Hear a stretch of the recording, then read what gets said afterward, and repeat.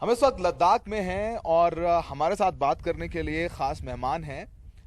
ये परिचय के मोहताज नहीं हैं। लद्दाख के सांसद जामयांग संसद से लेकर के लद्दाख तक काफी वोकल हैं, अपनी बात बड़े पुख्ता तौर पर रखते हैं और जो चीन से मसला चल रहा है लगातार पिछले एक महीने से वो अपनी बात रखते आ रहे हैं। सर, शुक्रिया एनडीटीवी से बातचीत करने के लिए। धन्यवाद। सर, लगातार आप बात कर रहे हैं चाइनीज एस्केलेशन को लेकर के और आप सांसद भी हैं यहाँ कर। अब जो स्टैंड ऑफ शुरू हो गया है सर, गालवन में हमारे 20 सैनिक शहीद हुए हैं। एक लद्दाखी के तौर पर, एक लद्दाखी आवाज के तौर पर सर आपका क्या व्यू है?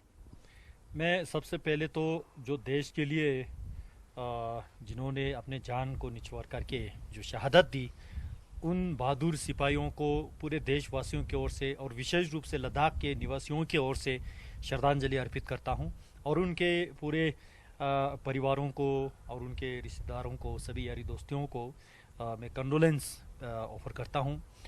और ये हम सब कुछ दिन से सुनते आ रहे कि शुरू में फेस ऑफ हुआ था, उसके बाद स्टैंड ऑफ हुआ था, उसके बाद वायलेंस स्टैंड ऑफ हुआ था। तो इसके चलते मुझे लगता है कि हमारे देश वाले विस्तार से ऑलरेडी जान चुके हैं, लेकिन फिर भी आज ये हमारे इतने लाइफ्स जाने के बाद, इतने नौजवान सिपाही खोने के बाद जो है देश में एक मूड बना है और देशवासियों के मूड के साथ साथ लद्दाख के यहाँ के जो सिविलियन पॉपुलेशन जो है, यहाँ के निवासी, यहाँ के लोग जो है, उनके जो भावनाएं हैं, मैं उस भावनाओं के आधार पे ये कह सकता हूँ लद्दाख के जितने भी यहाँ के सिविलियन सिटीजन्स है वो देश के सेना के साथ खड़े हैं और देश के साथ खड़े हैं। आज देश के सरकार के माध्यम से हमारे देश जो भी डिसीजन ले, जैसा भी डिसीजन ले, हम सब आगे ही रहेंगे। सर, यहाँ पर जब लोगों से बात हो रही थी वो काफी नाराज हैं। उनका कहना है कि लगातार ये चीन है, कभी पिछले साल भी स्टैंड ऑफ करते हैं, इंट्रूजन करते हैं, कभी कंस्ट्रक्शन करते हैं, वन टाइम सॉल्यूशन क्यों नहीं होता है? यही तो चाहते हैं, वन टाइम सॉल्यूशन केवल लद्दाख वाले नहीं, पूरे देशवासी आज चाहते हैं। हम नहीं चाहते कि बार बार हमारे देश के सिपाहियों का जो जान गंवाए, हमारे सिविलियन पॉपुलेशन का जो है अलोंग विद बॉर्डर जो एक्चुअल लाइन ऑफ कंट्रोल पे जो लोग रहते हैं, उनके लाइफ एक्टिविटी से उनका जो ज़िंदगी रहन सहन है वो डिस्टर्ब हो, ये हम नहीं चाहते हैं। इसलिए हम चाहते हैं कि अगर हो सके तो वन टाइम सॉल्यूशन से ये एक बार हो जाए, उसके बाद जो है ये बॉर्डर का मसला ही ख़त्म हो जाए। और मैं इस चीज़ को भी मानता हूँ 1962 के बाद, जिस तरह आपने कहा, जो 1962 के बाद भी चाइना ने जो है भारत के साथ एक बार नहीं, 2 बार नहीं, 100 बार जो है हमारे भारत के साथ धोखा किया है।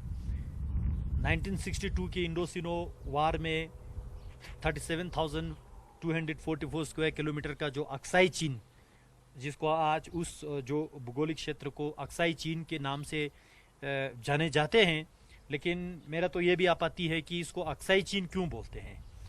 What does Aksai mean? Aksai का क्या मतलब है और उसको चीन के साथ क्यों जोड़ दिया हमने? हमारे जब टीवी डिबेट्स में सो कॉल्ड एक्सपर्ट्स जो बैठते हैं, उनके मुंह से जब अक्साई चीन सुनते हैं तो मैं अजीब सा फील होता हूँ इस देश के नागरिक होने के नाते, क्योंकि दैट इज़ नॉट अक्साई चीन।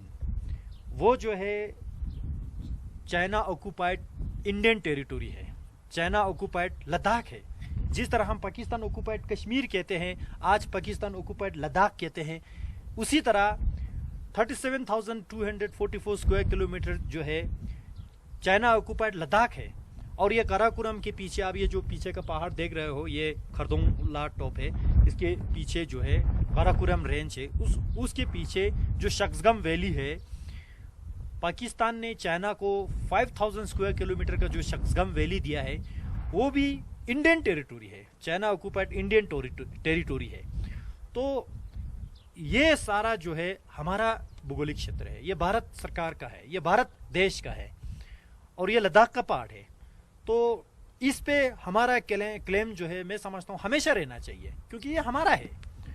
और वापस लेने में बहुत सारे लोग ये सवाल पूछते हैं कि ये क्या मुमकिन है। मैं इसको आसान भी नहीं मानता हूँ, बेशक मुश्किल होगा, लेकिन नामुमकिन भी नहीं होगा। लेकिन आज इस वायलेंट स्टैंड ऑफ के बाद जिस तरह हमारे जवानों ने जो देश के लिए शहादत दी, जो शहीद हुए, उसके बाद मैं समझता हूँ अब टाइम आ गया है हमें अपने इंडियन टेरिटोरी जो चाइना ऑक्युपाइड है, जिसको अक्सर चीन के नाम से जाने जाते हैं, अभी वापस लेने का टाइम आ गया है, मैं समझता हूँ। तो बातचीत के अलावा थोड़ा सा सख्ती भी दिखानी होगी हम लोगों को। ये मुझे नहीं लगता कि मैं गवर्नमेंट को सजेस्ट करना चाहिए, क्योंकि आज का जो देश का सरकार है वो 1962 की सरकार नहीं है। ये क्लियर शब्दों में मैं कहना चाहूँगा, ये देशवासियों को जानना चाहिए। आज जो है 2020 का सरकार है और हमारा माननीय प्रधानमंत्री जो है आदरणीय श्री नरेंद्र मोदी जी है। हमेशा ये जो नरेंद्र मोदी जी कहते हैं और वो करते हैं।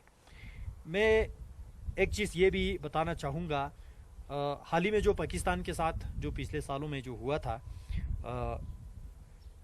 वहाँ सर्जिकल स्ट्राइक करने से पहले मोदी जी ने साफ लफ्ज़ों में ये कहा था कि हमारे देश के जो जवानों की जो शहादत है वो व्यर्थ नहीं जाएंगे। वही लाइन जो है कल मोदी जी ने फिर से दोहरा के कहे हैं। तो उसी से हम सबको विश्वास हो जाना चाहिए कि सरकार इस कॉम्पिटेंट, आज के देश का सरकार जो है वो पक्ष विपक्ष को देख के, इस पार्टी उस पार्टी को देख के काम नहीं कर रहे। वो देश के लिए काम कर रहे हैं और देश के लिए ही काम करेंगे। तो इस सूरत में मैं समझता हूँ सरकार ने क्या करना है वो ऑलरेडी सोच रखी है। सर, आखिरी सवाल आपसे। सर, आप एक महीने से काफ़ी आप बात कर रहे हैं चाइनीज़ इंक्लूजन को लेकर के। प्रधानमंत्री ने भी कल कहा है कि हमारे जवान मारते मारते मरे हैं और उनका जो बलिदान है वो ज़ाया नहीं जाएगा। आपको लगता है जो सरकार अब तक कर रही है वो ठीक कर रही है, एनफ है, या फिर और कुछ करने की जरूरत है? जैसे आपने कहा कि सरकार को प्रधानमंत्री मोदी खुद फ्रंट से लीड कर रहे हैं, तो और क्या लगता है आपको एज ए लद्दाखी कि और भी कुछ ऐसा होना चाहिए, बातचीत के अलावा भी कुछ ऐसा एक रास्ता होना चाहिए जिससे कि जो लद्दाख में जो सेंटिमेंट्स हैं उनको भी समझाया जा सके कि नहीं, ये भारत चीन का मसला है, इसको कूटनीतिक तौर पर भी सुलझाया जा सकता है? जब से ये इशू अभी का जो रिसेंट का जो इशू आए थे, इस इशू आने के बाद मैंने 18 मई से मैंने अपना LAC का टूर जो शुरू किया, चुमूर से होके, हनले कुयूल से होके, डमजोक से छागा।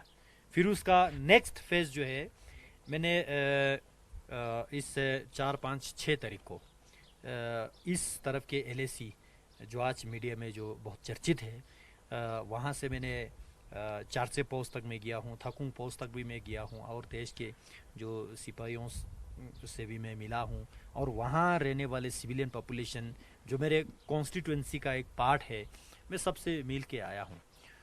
और उन दिनों भी मैंने यही कहा था, आज भी मैं यही कहता हूँ, यहाँ के सिविलियन पॉपुलेशन का जो भावना है, कोई भी देश, चाहे यहाँ के सिविलियन हो या कोई दिल्ली में रहने वाले हो, मुंबई में रहने वाले हो, मैं समझता हूँ कोई भी जो सिटीज़न ये नहीं चाहते हैं कि वार हो, युद्ध हो, जंग हो। क्योंकि अगर जंग होता है तो फर्स्ट जो इफेक्ट जो है वो वहाँ के रहने वालों पे असर होता ही होता है और उसको भरपाई होने में बहुत सालों लगते हैं। मैंने ये भी कहा कि हम यूथ में नहीं जाना चाहते हैं और देश के सरकार भी यही कहते हैं, क्योंकि ये केवल चाइना के लिए नहीं, इंडिया के लिए भी बहुत सारे हमें कॉस्ट पे करना होगा।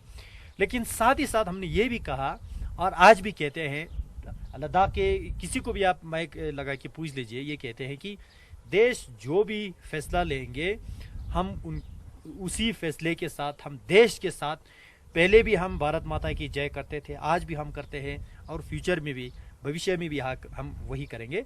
इसलिए यहाँ लद्दाख के जो 100% रहने वाले जो है आज देश के साथ खड़े हैं।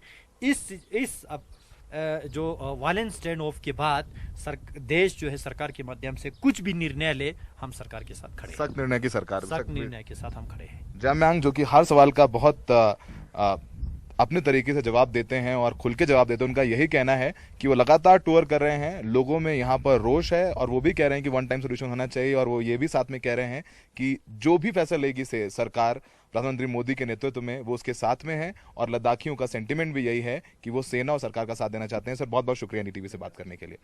कैमरामैन अश्विनी मेहरा के साथ लद्दाख से सौरभ शुक्ला, NDTV इंडिया।